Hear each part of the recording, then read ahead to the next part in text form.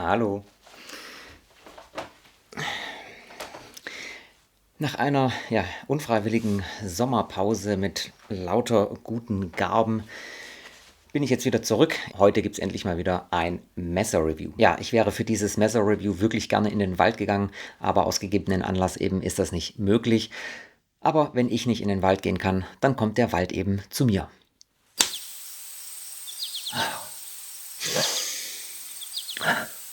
Mit der Waldflasche.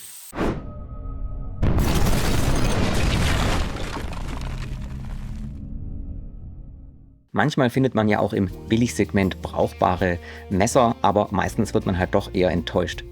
Vor etwa 2 Jahren, während der Corona-Pandemie, da bin ich bei Amazon zum ersten Mal auf einen chinesischen Messerhersteller bzw. eine chinesische Messermarke gestoßen, nämlich Netfos. Netfos ist mittlerweile etwas bekannter geworden. Der ein oder andere größere YouTuber hat da auch schon Messer-Reviews rausgebracht, unter anderem zum Beispiel Reini Rossmann. Auf Amazon bin ich, wie gesagt, damals auf diese Messermarke gestoßen und die wollte ich mir mal anschauen. Und da habe ich mir dann dieses schöne Prachtstück hier gekauft, nämlich das Seal Survival Messer. Ob der Name jetzt in Anlehnung an die Navy Seals gewählt wurde oder einfach nur so, keine Ahnung. Auf jeden Fall ein ziemlich klobiges Messer für die Klingenlänge und das für etwa 46 € aktuell. Als ich das Messer damals zum ersten Mal gesehen habe übrigens, da kostete es noch 39 €. Wir schauen uns das Messer heute mal an, wie das verarbeitet ist und ob das wirklich was taugt. Auch als Survival-Messer als solches wird es ja auch beworben oder ob das einfach kompletter China-Schrott ist. Viel Spaß! Gleich vorweg, das Video hier ist nicht gesponsert, ich habe mir das Messer von meinem eigenen Geld gekauft und es gibt auch keine Kooperation. Bevor wir zum Messer kommen, möchte ich ganz kurz auf den Hersteller bzw. die Marke Netfos eingehen. Wie eingangs schon erwähnt, ist der Hersteller oder die Marke Netfos mittlerweile etwas bekannter geworden, hat sich ein bisschen herumgesprochen als günstige oder als Billigmarke sozusagen. Und trotzdem findet man im Web ziemlich wenig Informationen dazu. Netfos hat zwar auch eine offizielle Website, aber bis zum heutigen Tag, also bis zum Datum dieses Videos, gibt es auf der Netfos-Website keinerlei Kontaktinformationen oder irgendwelche Hintergrundinfos zu finden. Immerhin hat eine Domainabfrage ergeben, dass diese Website in China registriert ist und zwar von niemand Geringerem als Alibaba. Kommen wir als erstes zum Lieferumfang. Geliefert wird das Messer in einem schicken Karton. Den habe ich zwar mittlerweile nicht mehr, aber ich glaube, ich habe damals eine Aufnahme von gemacht. Falls ich die nochmal finde, blende ich die hier ein. Also ein schöner, stabiler, schicker Karton. Und da drin befindet sich unter anderem natürlich das Messer an sich, inklusive Paracord-Handschlaufe und natürlich auch eine Kydex-Scheide. Und mit der beginnen wir. Die ist nämlich sehr gut verarbeitet, finde ich. Da ist wirklich nichts dran zu meckern. Sie ist passgenau. Schön saftig rastet die ein. Hält nicht ganz so stramm, also das muss ich sagen, das Messer lässt sich recht leicht hier rausziehen. Aber für den normalen Einsatz sollte das in Ordnung sein. Wenn ihr es jetzt irgendwie taktisch kopfüber montiert habt irgendwie und damit Saltos macht oder irgendwie von Bäumen springt, eventuell löst sich dann, aber für den normalen täglichen Einsatz sollte das in Ordnung sein. Hier hinten haben wir dann natürlich noch einen Taglock, wo ihr das dann mit am Gürtel oder am Backpack oder sonst irgendwo befestigen könnt. Und damit kommen wir jetzt zum Messer und wir beginnen mit der Klinge. Das gesamte Messer hat übrigens eine ziemliche Ähnlichkeit mit dem Kaba BK2 Companion, finde ich. Und ob das jetzt Zufall ist oder ob man hier schamlos kopiert hat, ich weiß es nicht. Auf jeden Fall, wir haben hier eine Fulltank-Klinge, also einen durchgehenden Klingen-Erl mit einer saftigen Klingenstärke von 5,2 mm. Als Klingenstahl kommt hier der China Allerweltsstahl zum Einsatz, 8CR13 MOV. Das ist ja so der klassische China-Stahl, den man in günstigeren Messern findet. Der ist an sich auch in Ordnung. Qualitativ und von der Haltbarkeit und so weiter ist er ungefähr vergleichbar mit 440B bis 440C. Also man kann sagen, eher so untere Mittelklasse. Die Klinge ist, je nachdem bis wohin gemessen wird, 11 bzw. 11,5 cm lang und ist damit zum aktuellen Zeitpunkt noch 42A-konform. Wir haben ja eine Drawpoint-Klinge im Flachschliff mit Saber Grind, das heißt ja im oberen Bereich die Originalstärke ist noch vorhanden, so etwas über 1 cm, was sehr gut ist für die Stabilität, vor allen Dingen eben beim Batoning, wenn große Krafteinwirkung von oben kommt und auch eine etwas bessere Spaltwirkung. Der Klingenrücken ist leider abgerundet bzw. hat keine scharfen Kanten.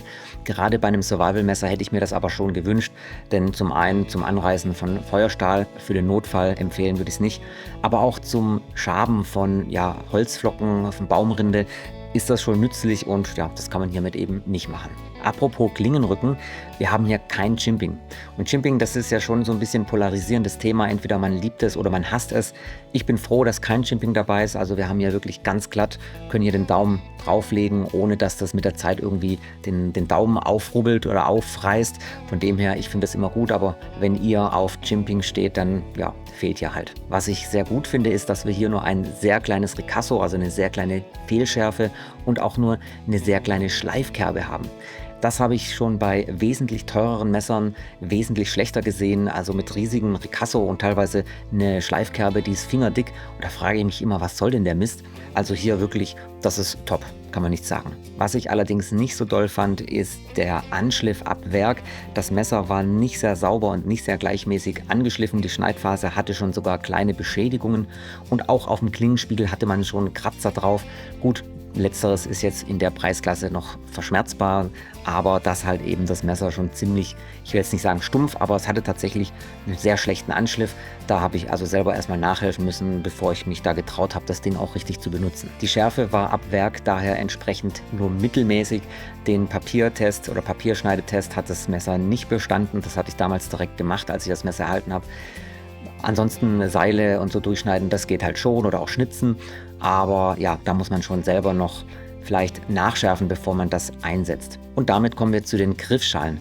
Die bestehen bei diesem Messer aus G10, also aus glasfaserverstärkten mehrlagigen Kunststoff. Die Griffschalen liegen plan und schließen auch bündig ab mit dem Klingen-R. Da gibt es also nichts zu meckern, das ist wirklich sauber gemacht. Auch sind die Griffschalen großzügig abgerundet und so beim ersten in der Hand halten fühlt sich das eigentlich ganz gut an. Auch wenn die Form ein bisschen arg quadratisch ist, muss ich sagen. Die Griffschalen wirken auf den ersten Blick, als hätten die hier so eine Struktur. Tatsächlich sind die aber wirklich aalglatt. Also das, was hier aussieht wie eine Textur, das ist irgendwie aufgedruckt oder keine Ahnung, wie die das gemacht haben.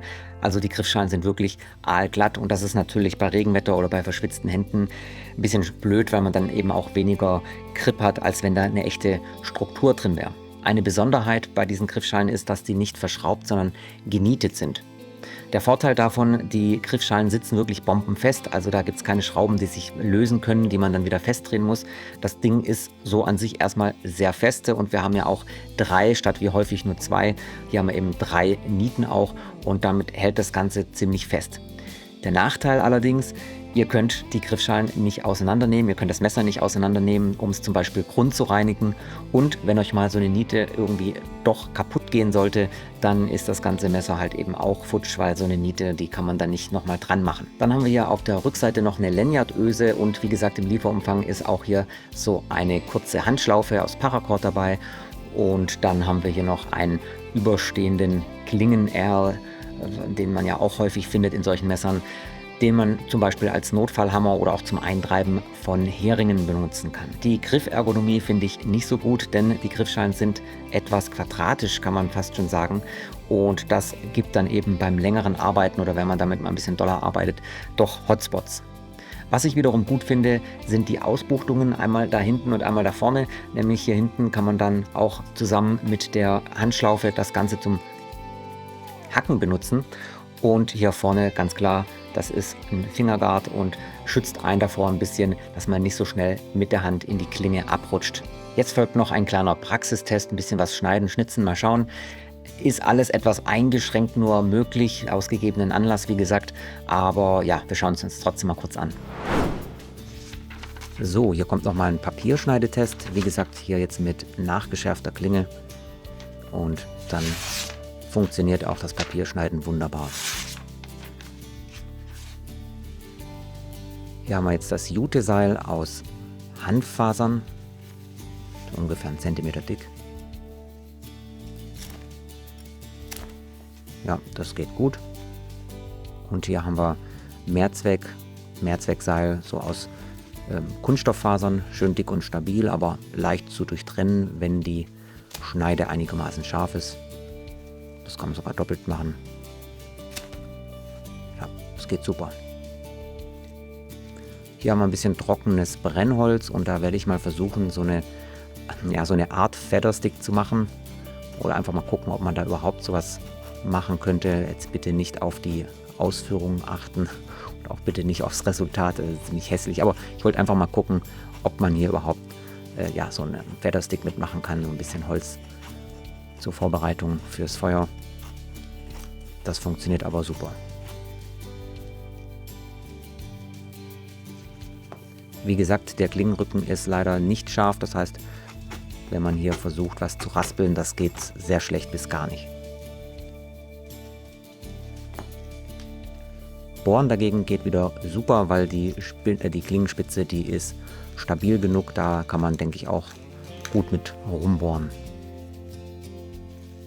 Und hier nochmal einen kleinen Prügel, da testen wir mal ein bisschen das Hacken hier hinten mit der Ausbuchtung und mit dem Paracord zusammen.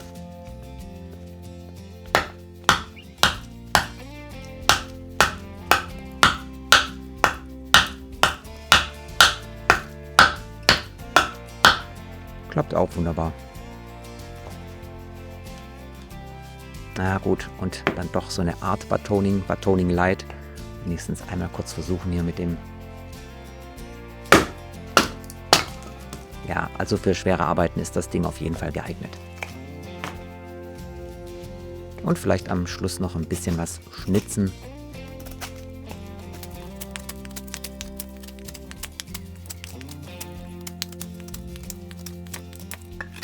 War auch ganz kreativ, habe ich hier eine Spitze geschnitzt.